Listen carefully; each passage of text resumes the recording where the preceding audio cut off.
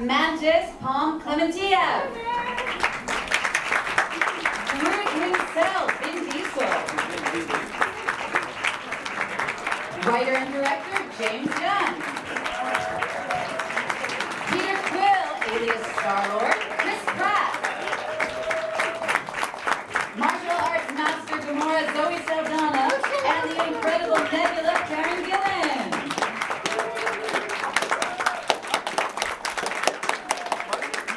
Hey guys, you're allowed to sit. Welcome, have a seat. Thank you. Welcome, welcome. We're so happy to have you with us here in Paris. Thank you so much for being here with us. How did the premiere of the European Gala screening go yesterday? What was it like? It was incredible. Yeah, we were in Disneyland Paris at the Avengers campus. It was thousands of people, rabid fans, very excited, and it was a fantastic moment. It was really cool. I thought it was beautiful. We were sitting up on this. Well, you saw the picture. This big, gorgeous spaceship with those fireworks. It was a surreal moment. And James, I mean, we were talking about this yesterday at the premiere. It is a bittersweet moment, of course, for you and for all of you. But if you were to sum it up, how would you best sum up the trilogy and your experience driving the trilogy from the beginning? I would sum it up as all-encompassing. Over the past 11 years of my life, I think I've probably spent 60% of my time thinking about the Guardians of the Galaxy. So this has taken up my entire life. So there is a weird situation where I just have to adjust everything about my world to be about something other than the Guardians, which is difficult, but it's also, frankly, it's just a big relief also to feel like we finished this trilogy and we finished it in a way that we're really proud of, and that where all the characters, I think, get the dignity they deserve, and so I'm really excited about that aspect of it. Zoe, tell us about Gamora. How fun was it for you this time around to kind of be in badass mode? Oh, I think that Gamora is always in badass mode, but this time around, it's a different Gamora. We all know the destiny she had in the last Avengers movie, and she's from another multiverse. And she's rough around the edges, she's a little wilder, she's let loose a little bit more, in my opinion. It was fun. It was fun getting into this Gamora. Karen, how about for you? How is Nebula different, or how has she changed in this one? Nebula's pretty different this time around. I think we're sort of seeing a slightly lighter side to her personality, a little bit more humor, I think. Is she? Yeah. And yeah, a little bit more like willing to show vulnerability, which has been quite difficult for her with her upbringing with Thanos. And so it's nice to kind of evolve the character into somebody who is willing to accept love for the first time and willing to show love to people for the first time in her life. We've really seen Mantis grow and evolve, becoming such a beloved character with a really fun storyline. Some people say that she's kind of the glue that holds the Guardians family together. Do you agree? Yeah, I think it's true, but also, Mantis has been through a lot before meeting the Guardians, and she felt pretty lonely, and the Guardians of the Galaxy are the family that she was craving for. So it's beautiful to see that, and then she found a brother too, which is Peter Quill. And and it was like really fun to get to play with more emotions and to get to kick ass as well, and to get to show a side of Mantis that is more fiery and more mad sometimes. And thank you, James. You're welcome. Vin, Groot is really incredible. Groot has probably become one of the most, if not the most famous character with the most iconic line. We've seen Baby Groot, Teen Angsty Groot. Who's Groot this time around in Volume 3? It's a good question. Well, first of all... Mike. Oh my God. All right, so first of all, not to change the subject, but obviously we all went through the pandemic. And I want you all here to know how much we really appreciate that you guys have come up and are entertained by us and care about us enough to come from wherever you're coming from and celebrate this final film in this trilogy. So an applause to all of you.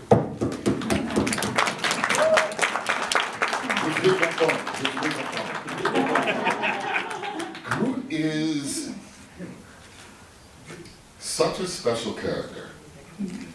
I'm so lucky and so grateful that James Gunn created this archetype, this character. He's fascinating in the sense that every single film, he's different. Sometimes he's Baby Groot, sometimes he's Alpha Groot. But what makes Groot work so well is not only James Gunn, but the entire cast that's up here. They're the ones that bring Groot to life. They're the ones that Groot reacts to. He's able to have 3 monosyllabic words that mean something to you because of all of their incredible performance. So I'm just incredibly grateful, and I love the character very, very, very much. I will always cherish the character, and I feel very grateful that that I have James Gunn, and I have this incredible cast here that has brought Groot to life. Thanks for that, Ben. All right, I'm going to open it up to you all. Who would like to start? Do you have a first question? Isa, voilà. Ok, je vois juste ici. Hi, Hi. my name is Mohammed. I'm editor-in-chief for Comic Systems and Correctional News. So, first of all, thanks a lot. That has been a great journey. There's one message I would like to say first. I'm Groot. That's going to say, He just said bad stuff. I understand the language, and he's saying really nasty stuff About me? about you specifically. Wow. No, he actually said all of us are pretty cool, but Chris Pratt's a dork. You really? Come on, That's what he said. Okay. I love that. He's like, yeah, he's like, well, gotta say it, man. This is a nightmare. I love you guys. Go ahead. What's your question? Good, big question. So, this movie is a big turnaround, and maybe this is probably one of the best promos. How did you handle this? Like, just trying to not show everything, but just give everyone enough to just get us through this emotional ride. And that question goes to everyone, but also to you, because The promotional marketing material? yeah. Well, it's hard, you know. I mean, in this day and age, like, let's, you know, Chris and I talk all the time. We're like, oh, they're putting this scene online now. Do we really want that? Is that too much? You know, I mean, I guess it gets more people to go to the theater, so it's a balance. But you know, in some ways, I wish there was nothing ever out about anything. It's just go see this movie and then have everybody totally surprised. So it is difficult finding the balance with the marketing team in terms of how much we give away and how much we don't. And hopefully we've, you know, strike the balance. I also think that people have learned over the years online how to consume promotional material for themselves, and people are different. Some people want to see as much as possible, and so they seek it out and they watch it. And some people don't want to see so much, and they take in less. I know, like, on my, you know, social network feeds, I don't post everything. I don't post the scenes because a lot of people don't like to watch the scenes before they see the movie. I post, you know, the trailers, a few things that we have that don't give too much away. So I think that people now can kind of control that media for themselves, which is a good thing. What about on a deeper level when it comes to the script or to actual shooting or your interactions? How did you balance between the funny and the emotion? Because I find that that's really great in the movie. Was that something you all talked about? I don't know. Huh? I mean, it's James who writes the script and who's, you know, he's an incredible conductor of orchestra. You know, he knows exactly when to hit you with the emotion and to be grounded in something very deeply emotional and beautiful, and and then surprise you with something funny, but just the right amount. You know, because I see a lot of movies that are funny all the time and ironic all the time, and then it doesn't touch me anymore. So you're able to find this balance, and it's very, very special, I think. Okay, another question? Yeah, right here. Maxime from Jurassic. So I had a question for you, James. The Guardian 3 is more brutal, even more violent than the other NCU movie. What does it mean exactly that you have the free will, full permission to do that movie? Yeah, I mean, and listen, I was talking to one of the guys in here earlier, one of the journalists. It's like I've pretty much been able to, you know, I'm in a very rarefied position in Hollywood where I'm able to make movies that are of a certain budget level, but that are also what is, you know, true for me as much as possible, and I don't have interference from people. That doesn't mean I don't take a lot of feedback and see what works and what doesn't. And I think that this movie, it was important to really be raw with it. You know, the characters, I love these characters. I think they're beautiful. I think that Rocket's story is the heart of this trilogy for me. And so to be able to tell that story fully, it does have some more brutal elements to it, because I don't want to shy away from that. But I'm also really careful not to show everything. I think that a lot of the things that are brutal in the movie are actually things that are in your mind as opposed to what you see. You know, it's the idea of things as opposed to what we actually see on screen. So. And there's also some incredible fight scenes, and we kind of taking brutality to another more, logistical level. How do you all prepare for the fight scenes? Like I know, for example, Zoe, you come from a dance background. Did that help? I feel like it's the only reason I've been able to participate in this genre of action in films, because of my athletic background. It's just how does it happen? What takes place? A lot of rehearsals, a lot of conversations with James in terms of what he wants your character to do, and you lean in. You work with the stunt department. They usually surround us with amazing trainers, and you have a blast. You know, I have a ton of videos that I can't wait to share with you guys after May 3rd or May 5th, because I finally started to document that process. As I'm getting older, my body definitely aches every time I do my stunts. And this time around, I really wanted to, share the process that takes place, because it's fun, it's grueling, it's a lot of work, but the end result is so wonderful. Another question right here. Bonjour, France Télévisions, bravo pour le film. Bonjour, la question est pour Chris.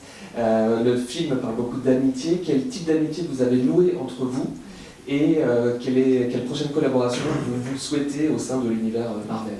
Okay, so Chris, questions for you. He says the movie obviously is a lot about friendship. Can you talk a bit about the friendship that's kind of been created amongst yourselves? And also, la deuxième question, c'était sur l'avenir, en fait. And how do you see your future, Star-Lord's future, going forward in this universe? Well, yeah, the destination of this film, May 3rd, May 5th, whenever it opens, everyone planting your asses in a seat and just being swept away on this journey. That's the destination. That's where we're headed. That's where, with day one of his pre-production, that's the destination. The journey getting there is something that is really private and personal, and I know that we're all willing to share certain elements of it, but to us, at least to me, that to me is the real magic of being able to do this job. I mean, I love the fact that the movie gets to come out and that the world is going to be seeing it, and the journey of getting there. On a lot of films, it's not great. On a lot of films, you have assholes you have to deal with, you have a bunch of problems, people are fighting behind the scenes, and you would never know that. It's not the case with this film. The relationships between each of the people has been, to me, the most enjoyable aspect of playing this character. The bonds that I have with James Gunn, just doing bits non-stop, constantly making ourselves laugh and being on, even if literally no one else is in the room. Like, it's a non-stop thing. Getting to know each of these people, seeing their children being born, attending their weddings, being a part of their lives in a real way, that's an extraordinary thing that we get to do. And kind of rare, I think, because there's not a lot of jobs that put you into the pressure cooker situation to create strong relationships between people. It's a crucible in which you're going to forge very tight bonds with people.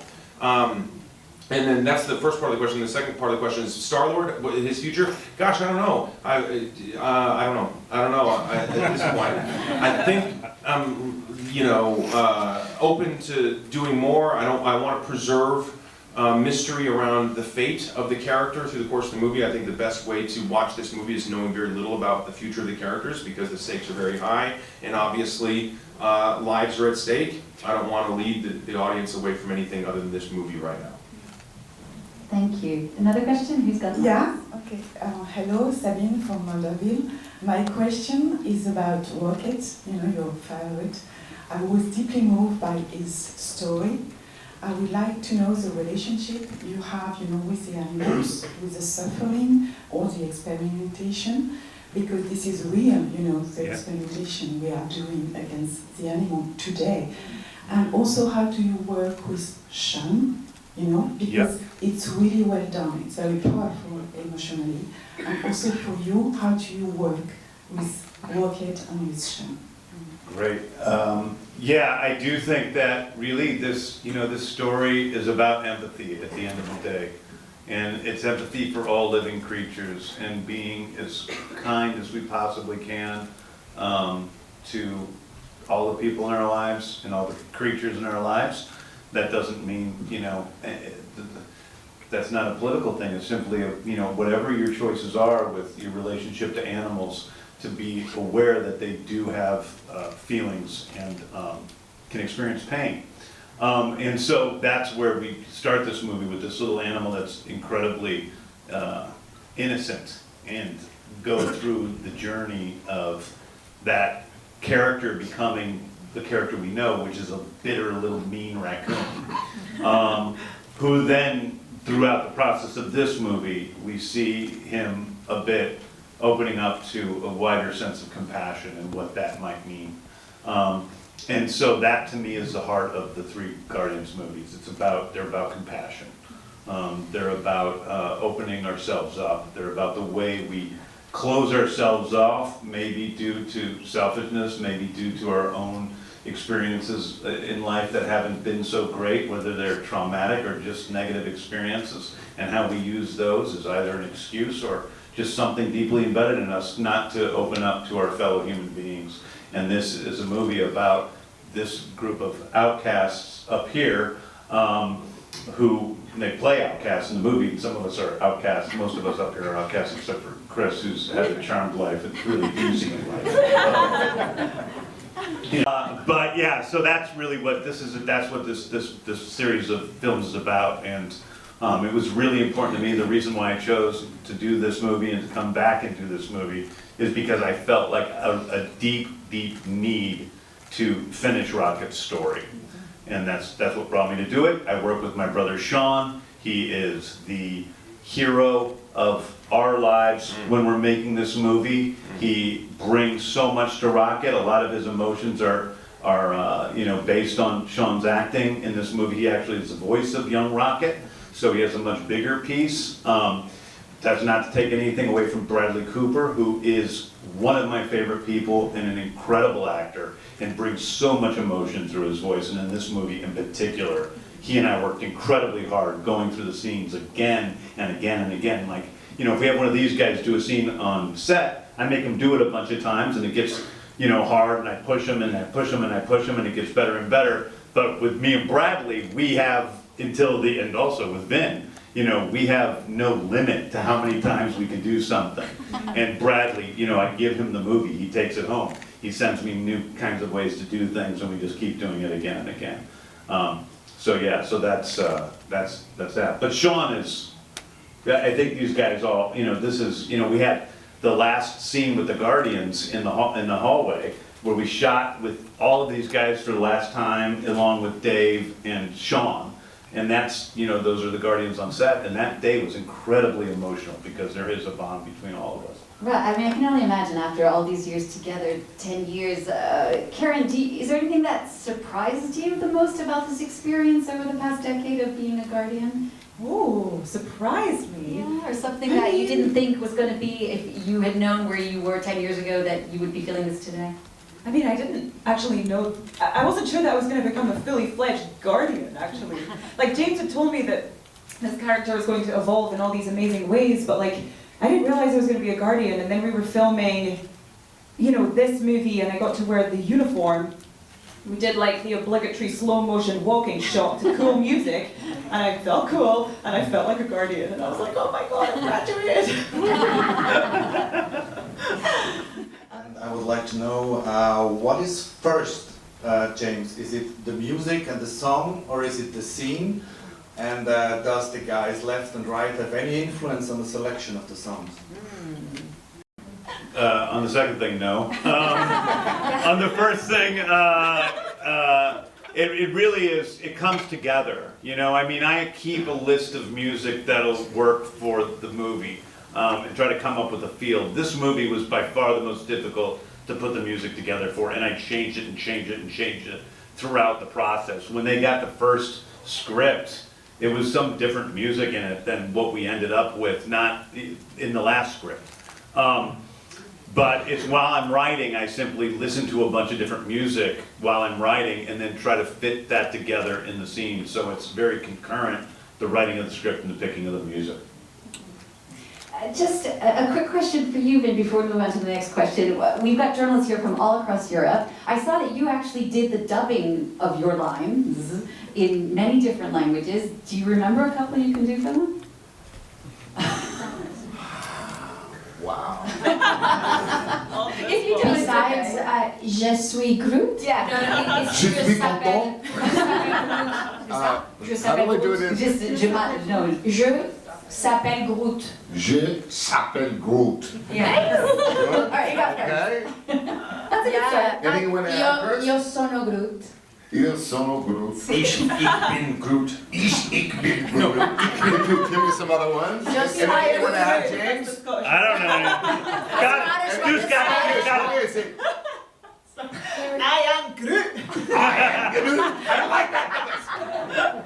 I think I got it, right? That's a very impressive thing. Another question